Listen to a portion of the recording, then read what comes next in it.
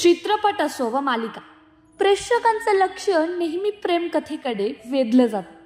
पण आज आपण एका अशा प्रेमकथेविषयी जाणून घेणार आहोत जी आई आणि मुलगा या भूमिकेपासून सुरू झाली आणि आयुष्याचा जोडीदार बनवण्यावर संपली. होय, आम्ही बोलतोय क्रिशवर मर्चंट आणि सुयश राय यांच्या आगळ्या वेगळ्या प्रेमकथेविषयी.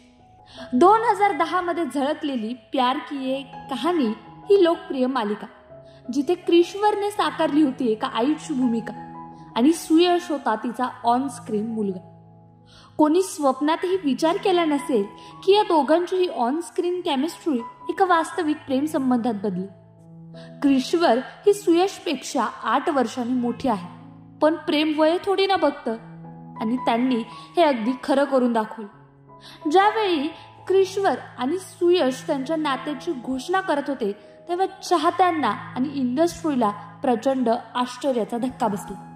क्रिशवर मुस्लिम तर सुयश हिंदू, पण या दोघांच्या प्रेमात कोणताही धर्म, कोणतीही जात, एवढं काय की वय सुद्धा आडवं आलं नाही. 2016 मध्ये त्यांनी विवाह केला. सुरुवातीला सुयशच्या पालकांचा थोडा विरोध होता वयाच्या फरकामुळे, पण प्रेमाने सगळ्या अडचणी पार केल्या. त्यांनी आपल्या प्रेमाचा विजय मिळवला आणि आता ते दोघं एकत्र सुखी संसार करत आहेत. 2021 मध्ये त्यांच्या आयुष्यात एक गोड पाहुणा आला. छोटासा, निर्वायर.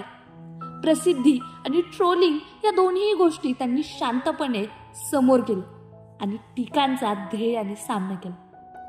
क्रिशवर मर्चंट हिने बिग बॉस सीझन 9 मध्ये आपल्या स्पष्ट वक्तेपणामुळे लोकांचं मन जिंकलं.